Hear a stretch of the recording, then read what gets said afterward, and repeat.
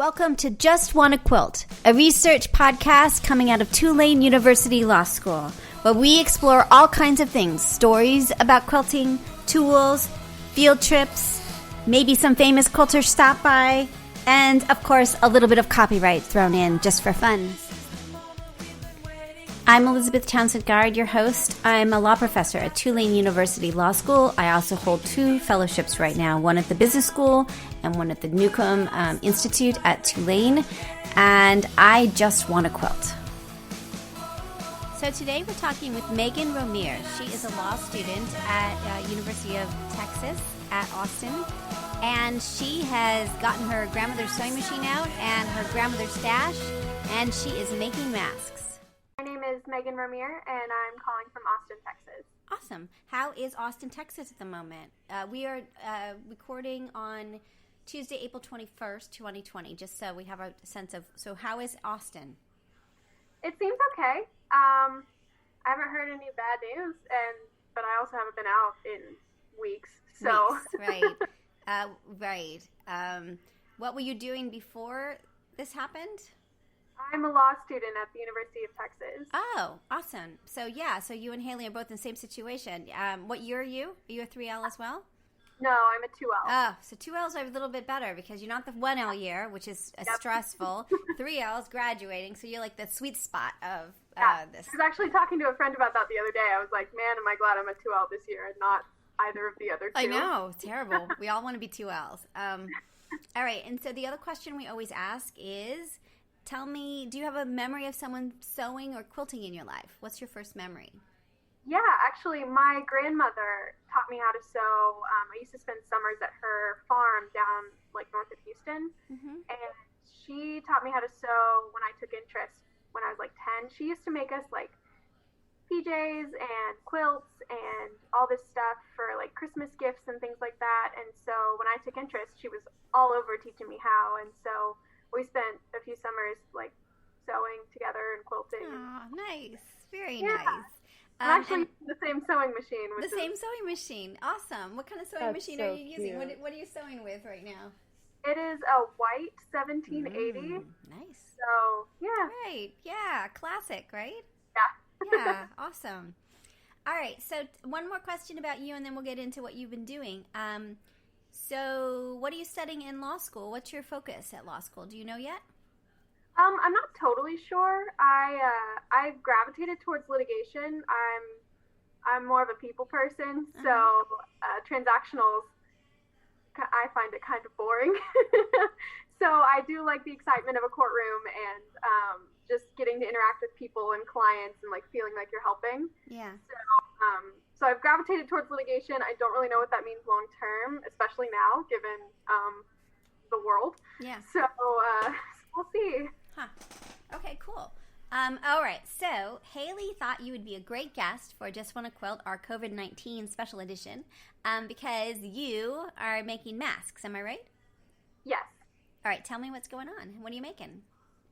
I've been using the Deaconess hospital pattern. So I think they're a hospital out of Illinois.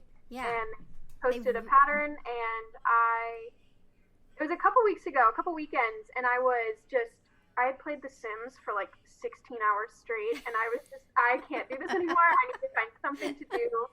But I'm high risk, and so I have asthma, and so I couldn't go work at a food bank or do anything like that. And so my grandma's now in a nursing home, and so she doesn't have her sewing machine. Right. But we had it in storage, and she had a whole bunch of stocked up fabric too. Yeah. And I had the bright idea. I was like, oh, hey. So I called grandmother and I was like, hey, can I borrow your sewing machine and some of that fabric, and we can make masks for people? And she was like, yeah, that's a great idea. Oh, I love that. She must be very excited and proud of you for doing that. That's huge, it's really right? Cool. We've gotten to talk about it, and I haven't touched a sewing machine in a decade, and so it's been cool to get back into it and have something to share with her. Even though I can't go and see her, I can. Now, have you dropped off any masks to the nursing home at all? We're not allowed. You're not allowed. Nothing from the outside can come in. Nothing in the outside. Yeah, we can't even drop off. We tried to drop off cookies one time, and they were like, no.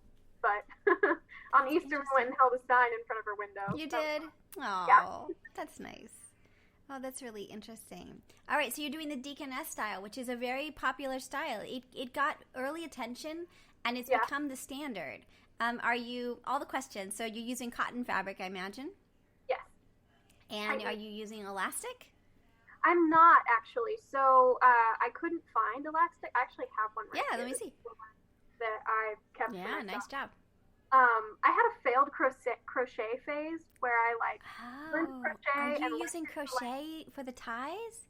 I'm actually braiding them, so very a 3-strand braid with 6 strands, but I had a ton of yarn left over, and I was like, well, I can't find any elastic. I might as well just use So you're braiding it, and then how are you attaching it? Are you sewing it by the sewing machine, attaching it? Yep. That is so clever.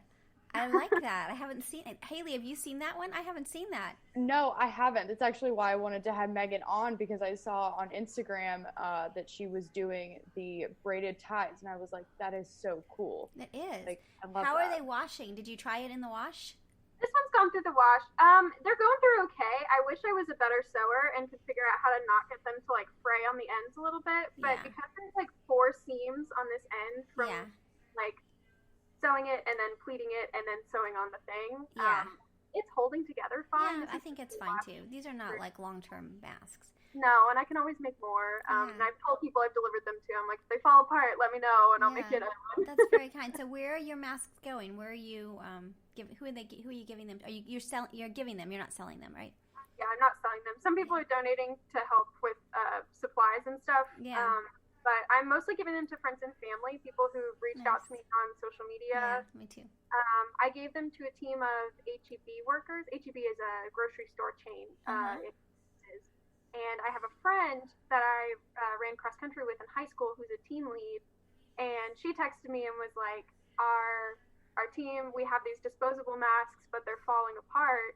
Could I get one of yours? And I was like, if you have a mask that's falling apart, I bet your team do too. Right. So how many do you guys need? So I great. put it at the front of my line and was just like, we'll crank out those first. And so she said she's going to get back to me with another list of people who need them. So. It's kind of remarkable, isn't it? I mean, it's this, I can't quite explain, first, I love that you're using your grandmother's sewing machine and the fabric, because that's so, it makes me, totally happy inside.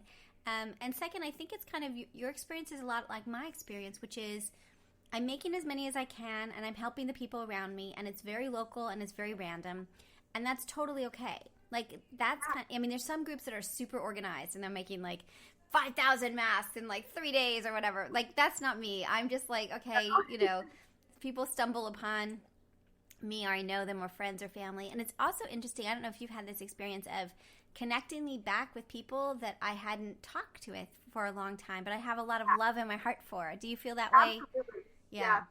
It's been I've interesting. made 45-ish in 2 weeks, which for one person in an apartment feels accomplishment. Right, and you're still in law school, so it's not like you're not doing, it's not like you don't have obligations. Yeah. Right. If That's I a had lot. all the time in the world, I probably could have doubled that, but I also have other obligations. But it's also too much. I mean, it's a lot. So we've decided that our mask making is on the weekends. So and then so we kind of take a little bit of a break during the week, do other things, and then we power through. We have really intense Friday through Sunday mask making kind of experience. So that works. That's kind of how I do it. I do it in big bursts where I go I'll spend a whole day cutting out fabric squares, and the next day pleating all of them, and then braiding the ties has become a huge problem. Yeah, right. I've actually recruited some friends nearby did? to help me braid the ties. I love it. Ages. It just takes forever. The ties take forever. I just ordered a serger to see if that helps. Yeah.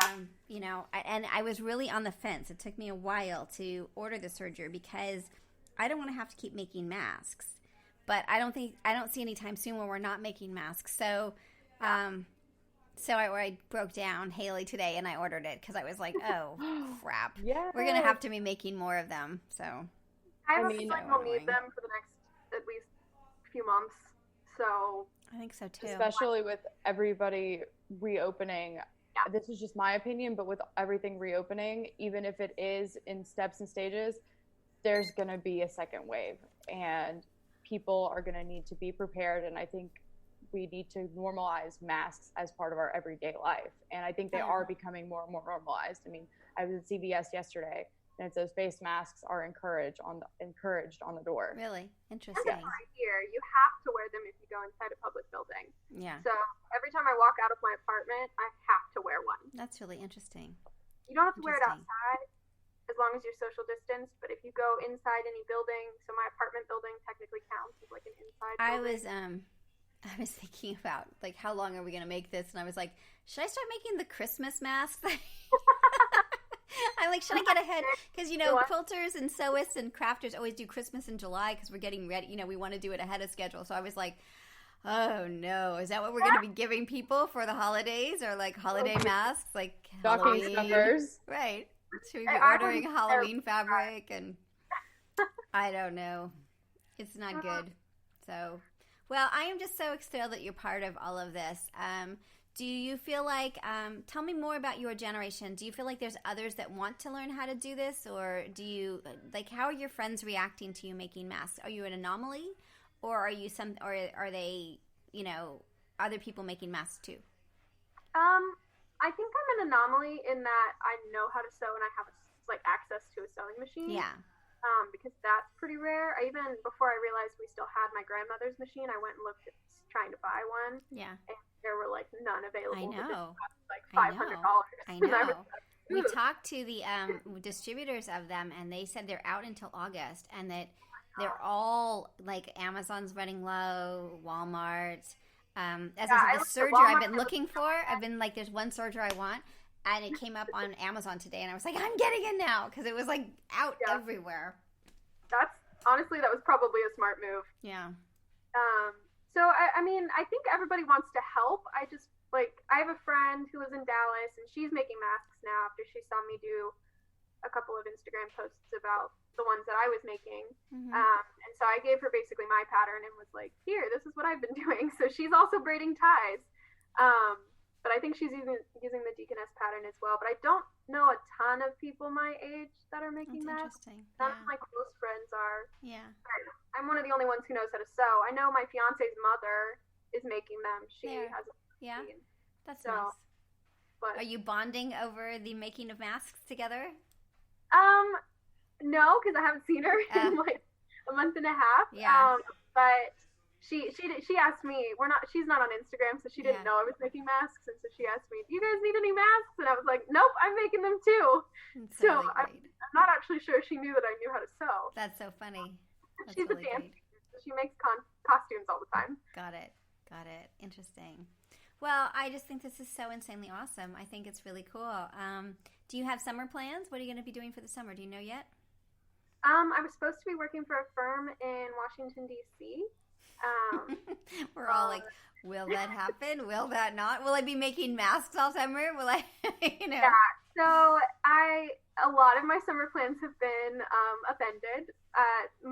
The firm told me that even if they don't have us up in DC, which is looking less and less likely by the day, that they will have us work remote. So thankfully, that's good. I haven't lost a job. That's which really is good. Nice. Yeah, it was really, really great of them. So I was supposed to be moving in with my fiance, but we postponed that because it doesn't seem smart to be like signing a lease when we don't know what his job situation is going to look like in a couple months. So we're moving in with our parents. Really? Oh, that's interesting. Each of you moving in with each parent, or are you moving together to one place? No, each of you to a different. Yeah, we're supposed to get married in December, so. It's so adorable. You're like courting now in a crazy weird way, right? Oh yeah. We have relatively strict parents on one end, so we're gonna go with it. That's good. Well, that's adorable and weird, right? You're like a grown up, and then suddenly not, right? Yes, that's I think gonna be the biggest change. Is that like I'm gonna go back to high school. It's funny. Have you lived with your parents after being out of school? Have you ever gone back to live with them? I lived with them for like a summer between college and law school. Yeah. So briefly, but I had an apartment down here, so I was like half and half. Interesting. So, I did a lot of bouncing so my parents lived in the same place I went to college, so I kept like, I'd have a roommate, then I'd hate them, then I'd move back in. Like there was like kind of like, and then my dad lived with us for 11 years. So it was like this reverse. But I found the grown-up time, like if the parents can adjust to you being a grown-up, it's really kind of a special gift, especially if you just are be getting married, to spend a bit of time with them as a grown-up, and that's kind of cool. So I hope you have a nice time with them, and that it's a special time as opposed to just annoying time. But yeah, I have very fond memories of my parents as grown-ups. And then even when my kid was really little, we had a summer where we Ron went to his parents, I went to mine, because we were like you guys, we were in between homes, and we had our lease was up. And that was great too. So I don't know. It's weird times, but it's nice to have parent time too. So yeah, we're really lucky to have parents to be able to fall back on like this. Yeah, hugely. So. Yeah, hugely. And then your wedding plans. So you don't know if you're hoping by December everything is reasonable and you can have your family gather. We're hoping. We were planning a really, really big wedding. Really? Yeah, like 300 people. So I have a feeling we're going to be making some changes. Smaller and interesting. And all the wedding places, how are they handling? Like, imagine you already put a deposit down and other things in venues. So how is that? How is the wedding world working at the moment? Is it weird? Is it? Yeah, it's. I know a lot of people are postponing. Because my wedding is so late, we just are kind of in a holding pattern right now. Yeah, December seems pretty good. I mean, we'll see what happens by then, but yeah, that's a lot of time. Also, like the economy, we got to come up with money and all of that. So I don't know. I've been looking at our contracts. They're not terribly kind to people who end them early. Like if we were to get out, you have to wait and see if they are forced to not have you, and then that way, that's really interesting for the contract. So we see this with all the things, the quilting shows and everything. They can't say, "Oh, we're not doing it." They have to wait for the state to do it, or some way that they are saying you can't gather, right. And so you don't really have a choice at the moment. Yeah, just be like. We're like, we have this big place, whether we use it or not. Yeah, all of our bills come due in June because it's like 6 months out. So we're just we're gonna pay them, and that's interesting. 6 months out is a long time for this thing. Yeah, I mean, some of them are due in like November, but the big ones are due 6 months out. And have they been friendly or nice to you about like, hey guys, I mean, they've got to have some policy in place, right? I mean, either they're going to be like sticklers or kind. I haven't heard it, truly. So weird, right? Well, will you keep us posted? Now we're going to be worried and wondering about you. You're going to have to come back and tell us, like, just be like, hey, I want an update on my wedding plans. Because we're all going to be wondering. I'll let you know. Hopefully it goes okay, and we're going to get married at the end of it, and that's the bit that matters, right? It's not worried. True. Another thing that I'm, like, interested to see for the fall is whether colleges and, other, like, law schools will still have in-person classes or if they'll still be online. Yeah, and some have said no. Some have already gone online. We know that. Tulane hasn't made that decision. Some are starting late. So I don't know. It'll be interesting to see. I know that UT is waffling about the decision. Yeah. I know that they're kind of like making preparations for that to possibly be a thing, but they haven't made any actual all of the summer everything's online for summer, so we know that. And I think, but it's interesting because they're, registration's happening now, and so everyone's got to assume that they're going to be in person. Yeah, I registered for classes last week, assuming that we'd be on campus. I really hope we are, because I don't love distance learning. It's not my jam. Yeah. But I mean, if it's not safe, it's not safe. If it's not, yeah, I don't know. I don't know how you do. I mean, I think the biggest problem, class, like on Zoom. Yeah. I think the biggest problem is the kids in the dorms. That's the biggest problem, right? So how do you bring back tons of kids and freshmen, and I don't know. That's not a problem I've thought about because I'm at the law school and there is no dorm. You're grown up. You're in your own apartment. But I have like thought about that when they finally shut the dorms down here at UT last month. I was like, they gave them like not very long to get out. Same with Tulane. They gave them 2 days. They let them know, maybe 3. They left them on like the 11th, and they had to be up by the 14th. Wild. Yeah. Insane. And our kids are from everywhere. They're not local. I mean, there's some local, but they're from, like, they had to find out, like, get moved out. They had to get flights. That's so sad. Craziness. Crazy. Oh, goodness. Well, I appreciate you chatting with us. So, yes, keep us posted, because you now have a whole bunch of people who are worried about you and your wedding. So we want to know, Meghan, how things are going, and how life at your parents' is going. You know, so keep in touch. Y'all keep in touch with me, Haley. Yeah. We should meet up. Yeah, of course. I was gonna say earlier, how you, Dr. Townsend, how you had like been hearing from people that you hadn't heard from in a while. Like, I feel bad because I haven't really talked to Meghan. Meghan was a year below me. She was class of 18, Texas A&M. I was 17.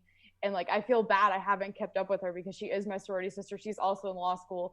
And it's like, this time has really given us like more of an opportunity to really connect, even though it's digital. Yeah. I'm so glad we got to talk. It's really remarkable, isn't it? We all sort of stop, and like, it gives us time to just connect and do things. And do weird things. I think I've been like cleaning blinds all morning in the house because I looked at it and I'm like, what is happening with the blinds in the house? So now, I mean, like, they're going to be dirty by the time people can come back to the house. But like, it was like, I'm cleaning all of the blinds in the house. So I don't know. I cleaned one. So we'll see how it goes the rest of the day. I cleaned one. It was very dirty though. So, you know, there's something very satisfying about cleaning something very dirty. Your house when you're in your house all day, every single day. Right, you notice stuff, right? Someone was saying about like their list of things, and like one of them, you know, they're like snack, blah blah blah, and like clean the baseboards. Yeah, yeah, totally. It's so weird, and you think like you're like, there's a weirdness, right? First of all, I feel like I cannot not have to clean it. Like, I keep walking by it, and it's freaking me out.